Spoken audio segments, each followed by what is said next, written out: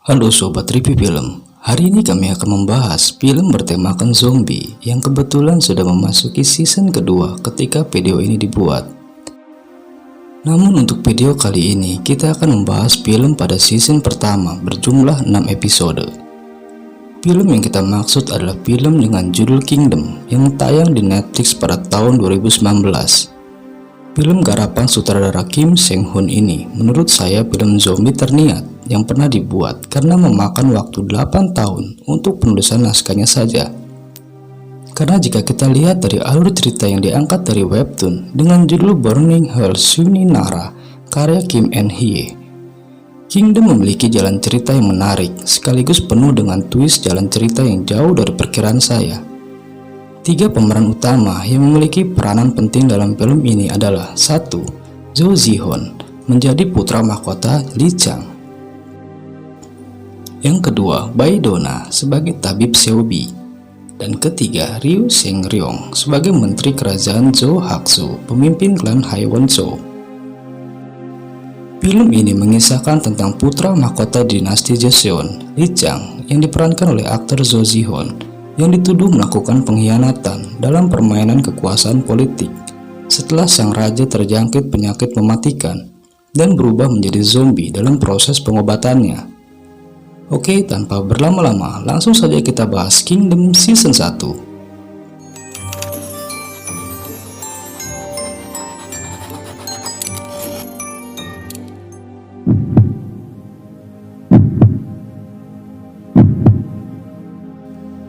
Di awal scene kita diperlihatkan 2 orang tabib sedang menuju ruangan sang baginda raja. Suasana pada koridor sang raja terlihat sangat sepi dan juga gelap. Sebelum memasuki ruangan sang raja, sang tabib bernama Lee berpesan kepada muridnya agar jangan pernah menatap ke arah raja dan selalu menundukkan kepala jika di hadapannya. Setelah mereka masuk dan mulai menyiapkan obat dan peralatan medis, murid yang merasa penasaran dengan kesunyian ruangan sang raja secara diam-diam mulai melihat ke arah sang raja. Tiba-tiba lengan sang murid pun ditarik oleh sebuah lengan penuh luka. Maka keheningan malam pun pecah dengan teriakan sang murid.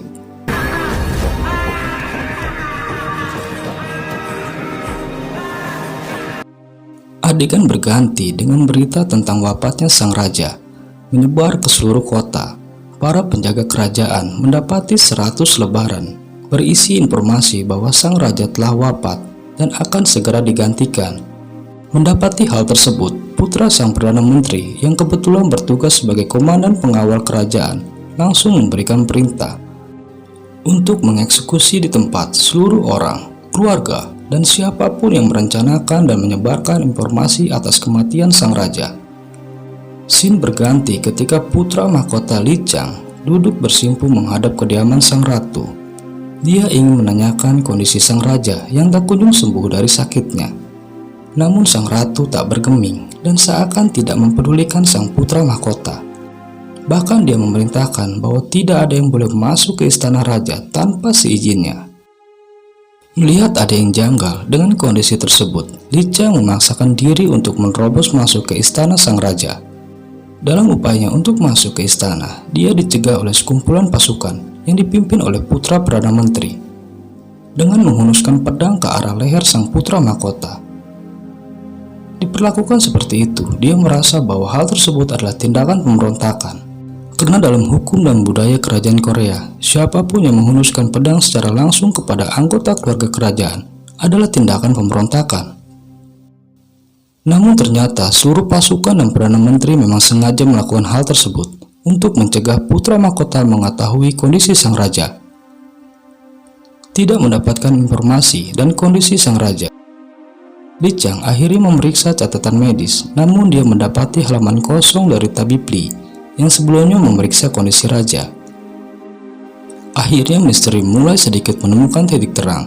Lee Chang harus menemui tabib Lee untuk mengetahui apa yang terjadi dengan sang raja. Dalam perjalanan menuju kediaman sang tabib yang berjarak 350 km dari ibu kota Hanyang, putra mahkota Lee Chang ditemani pengawal pribadinya bernama Mu Yong. Lee Chang yang sudah membulatkan tekadnya akhirnya memilih untuk terus ke Dong Nae meski letaknya sangat jauh. Namun Perdana Menteri akhirnya mengetahui rencana putra mahkota yang akan mencari informasi terkait raja.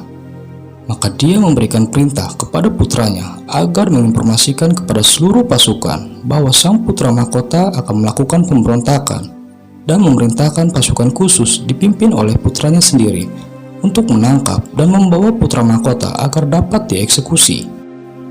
Scene berganti dengan kedatangan Tabib Li ke kediamannya sambil membawa jenazah muridnya.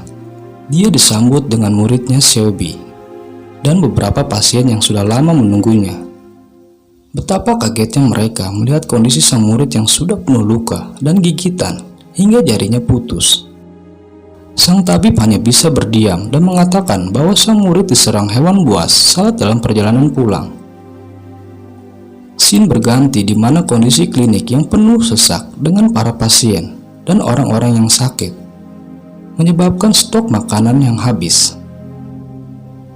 Salah satu pasien yang terluka bernama Yongxin akhirnya membuat sebuah sup dan membagikannya kepada pasien yang lain.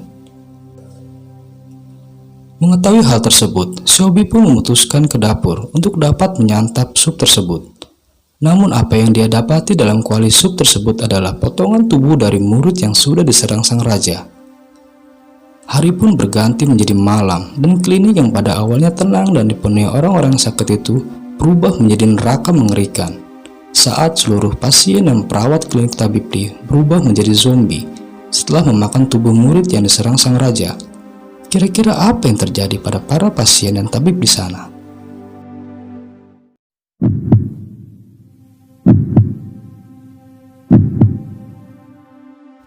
Saat tiba di klinik Zulhyun, Li Chang dan Mu Yong penasaran dengan apa yang sebenarnya terjadi.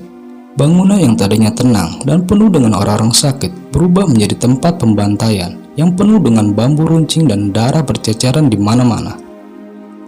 Hingga pada akhirnya mereka menemukan setumpuk mayat yang disembunyikan di dalam kolong rumah. Merasa ada yang janggal, mereka pun meminta bantuan ke kantor hakim terdekat. Di sana mereka mencari tahu tentang kematian 48 mayat tersebut. Di sini dapat kita lihat bahwa klinik Zulhyun yang terletak di kawasan Dong Nae ternyata sudah terjangkit wabah karena penyakit yang berasal dari paduka raja. Dikarenakan memakan daging manusia yang menjadi korban raja, seluruh pasien yang ada di klinik tersebut berubah menjadi zombie mengerikan. Putra mahkota Li Chang dan pengawal pribadinya, Mu Yong, tentu saja belum mengetahui bencana yang terjadi di sana. Pasalnya mereka masih dalam perjalanan, berusaha mencari tahu seperti apa kondisi raja yang sebenarnya, karena ratu dan menteri menyembunyikan fakta bahwa paduka raja sudah berubah menjadi mayat hidup yang haus akan darah manusia. Li Chang yang terus mencari tahu akhirnya memutuskan berkeliling Dong Nae dengan ditemani oleh Mu Yong. Setelah bertanya-tanya, akhirnya mereka tahu ada yang selamat dari pembantaian di klinik tersebut. Dia adalah seorang tabib bernama Xiaobi. Sesuai pernyataan dari seorang masyarakat, Li Chang dan Mu Yong mencari keberadaan tabib Xiaobi di lembah beku. Saat tiba di sana, mereka melihat Xiaobi yang sangat lusuh dan kelelahan sedang mengais-ngais tanah. Ketika ditanya tentang hal tersebut, Xiaobi mengaku sedang mencari tanaman pembangkit yang menjadi sumber wabah ini. Li Chang dan Mu Yong yang mendengar berita tentang mayat hidup ini pun merasa tak percaya hingga ingin membuktikan kebenarannya. Putra mahkota akhirnya memerintahkan Mu Yong untuk membawa tabib Xiaobi ke kantor hakim dan memperingatkan hakim dan petugas di sana. Sedangkan Li Chang kembali ke klinik untuk mengambil buku catatan tabib Li. Scene berganti ketika Li Chang tiba di klinik dan ternyata dia sudah ditunggu oleh putra Perdana Menteri dan perkelahian pun tak dapat terelakkan. Meskipun kalah dalam jumlah dan skill pedang, ternyata putra mahkota terbantu dengan kebangkitan tabib Li yang dikunci dalam lemari dan memangsa para pasukan kerajaan serta putra Perdana Menteri. Melihat para pasukan kerajaan mulai berubah menjadi zombie, Li Chang pun akhirnya memenggal mereka. Sementara itu, korban selamat lainnya bernama Yongxin, pria yang memasak daging manusia untuk para korban di klinik pun berlari ke kantor hakim, tempat di mana mayat-mayat tersebut diamankan. Ia berusaha meyakinkan jika ke-48 mayat itu belum mati. Di depan hakim dan seluruh penduduk Dongnai, ia bilang kalau mereka akan segera hidup kembali saat matahari sudah terbenam. Dianggap gila karena ucapannya tersebut, Yongsin akhirnya dikunci di dalam penjara. Begitu juga dengan tabib Seobi yang datang terlambat. Matahari pun perlahan-lahan mulai terbenam, hingga pada akhirnya malam tiba. Satu persatu mayat zombie itu kembali bangkit dan menyerang habis kantor hakim serta warga di desa terdekat.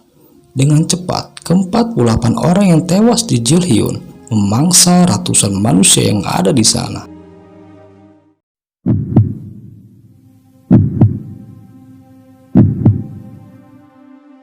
Serangan zombie ini pun semakin menggila di Dongnai dan mengancam keselamatan penduduk, tak terkecuali putra mahkota Lee Chang. Kejadian yang awalnya ada di kantor hakim mendadak berubah jadi bencana dan menghancurkan seluruh desa. Begitu pula dengan aksi heroik seorang ibu yang merelakan dirinya jadi makanan zombie saat berusaha menyelamatkan anaknya.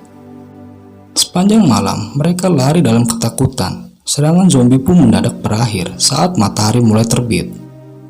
Entah apa yang terjadi, para zombie ini mengerahkan segala kekuatannya untuk menyembunyikan diri mereka, kemudian seakan mati kembali. Dalam scene episode ini, kita mendapati pengakuan tabib Lee di klinik Jilhyun. Dia sempat meninggalkan pesan sebelum meninggal kepada Seobi. Ia mengakui jika wabah zombie yang terjadi pada Raja di Hanyang sangat berbeda dengan yang ada di Dongnai. Asisten tabib yang menjadi korban raja sempat sakit selama berhari-hari setelah digigit dan meninggal sebagai manusia. Sementara serangan zombie yang terjadi di Dongnai hanya dalam sekali gigitan dan sudah mampu mengubah korbannya menjadi monster yang sama. Misteri yang akan kita saksikan di episode keempat.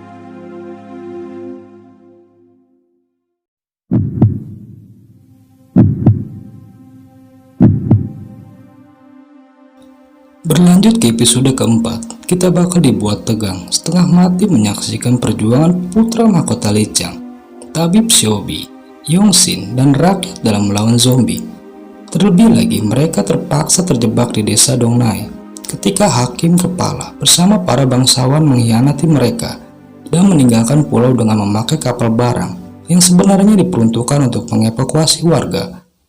Namun karena ketamakan kaum bangsawan, mereka lebih memilih mengevakuasi harta benda dibandingkan rakyat. Hingga yang tersisa dalam desa tersebut hanya tinggal mereka dan ratusan zombie.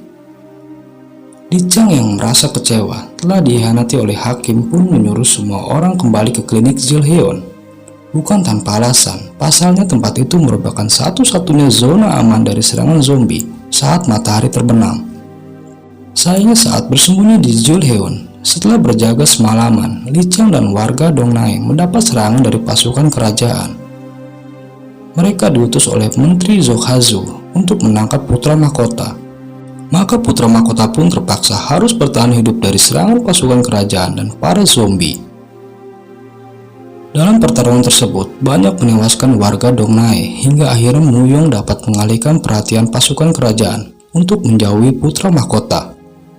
Di scene yang lain, hakim dan para bangsawan yang berusaha kabur ternyata terjebak dalam kapal berisi seorang zombie.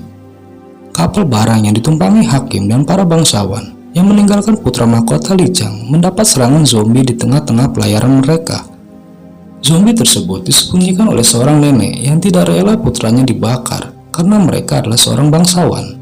Dalam keadaan tersudut, sisi kapal akhirnya habis disantap sang zombie.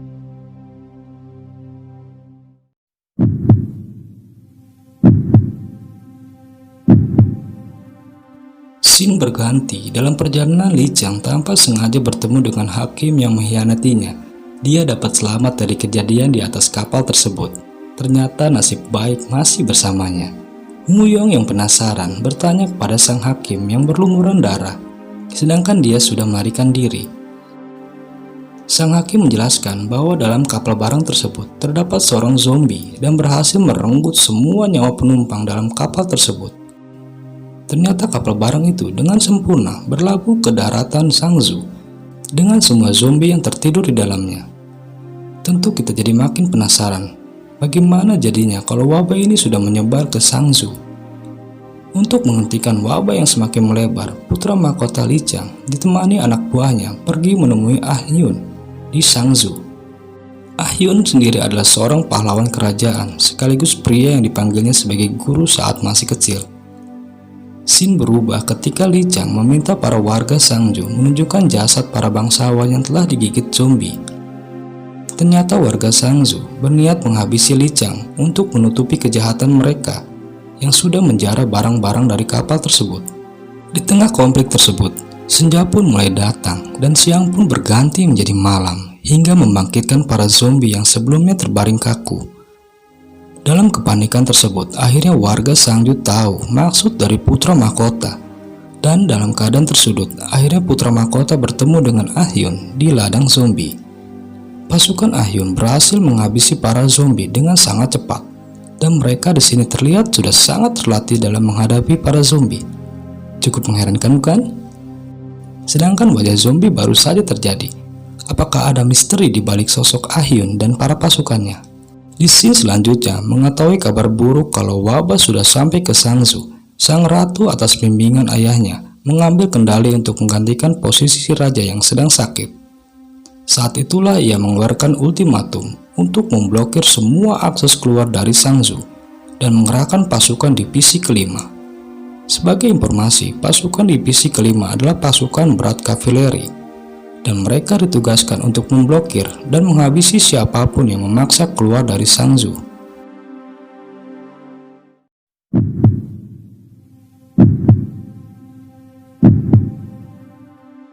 Setelah kejadian di ladang, pasukan kerajaan yang sebelumnya sempat dikacaukan oleh Mu Yong akhirnya datang di kediaman Ah Yun, berniat menangkap Li Qiang sesuai dengan perintah ratu. Sayang, mereka harus kehilangan nyawa mereka karena bantuan Ah Yun dan pasukannya. Hingga pada akhirnya, Ah Yun dan Li Qiang punya waktu sendiri untuk bicara empat mata. Di sanalah Ah Yun mulai curiga jika sebenarnya ada musuh dalam selimut yang memata-matai pergerakan putra mahkota. Karena dari mana pasukan tersebut tahu posisi pasti sang putra mahkota berada di kediaman Ah Yun? Kira-kira siapa mata-mata tersebut? Scene kembali berubah menuju Hanyang di ibu kota kerajaan. Di kerajaan, sang ratu mendapati dirinya yang jadi bahan gunjingan para dayang. Mendengar semua itu, karakter yang diperankan oleh Kim Hyo Jin ini pun memberi dayang tersebut pelajaran. Ia memberi perintah agar dayang yang dianggap lancang itu membantunya mandi dan melepaskan hanboknya. Hanbok di sini adalah baju tradisional yang dipakai oleh ratu. Tanpa diduga, terkuak sebuah fakta di balik kebohongan ratu selama ini. Dan fakta kenapa sang ratu dan perdana menteri seperti menunda kematian sang baginda raja dan mengubahnya menjadi zombie. Ternyata sang ratu tidak pernah mengandung putra sang raja, hingga dia berpura-pura mengandung agar pewaris kerajaan tetap dalam garis keturunan klan Haiwensou. Di akhir cerita, Li Qiang dibantu Ah Yun bersama pasukan dan warga yang tersisa berusaha menyelamatkan manusia dari serangan zombie. Mereka sebisa mungkin membuat pertahanan dengan senjata seadanya dan taktik perang terbaik. Namun ternyata semua usaha mereka tak berbuah manis. Tabib Xiaobi ternyata menyadari ada sebuah kesalahan dari awal. Apa itu? Dan bagaimana perang melawan zombie ini? Akankah putra mahkota Li Qiang dan pasukannya berhasil memenangkan perang? Jawabannya nanti dulu, sabar, kita akan jelaskan di video selanjutnya di Kingdom Season 2. Oke, itulah semua alur cerita dari film Kingdom Season 1. Terima kasih buat kalian yang sudah menonton video ini hingga selesai. Terima kasih juga atas komentar, masukan, dan kritik kalian untuk review film. Oke, jangan lupa tinggalkan jejak kalian pada kolom komentar dan jangan lupa subscribe channel review film untuk mengetahui misteri selanjutnya dari film Kingdom Season 1 ini. Sampai jumpa di video review film selanjutnya.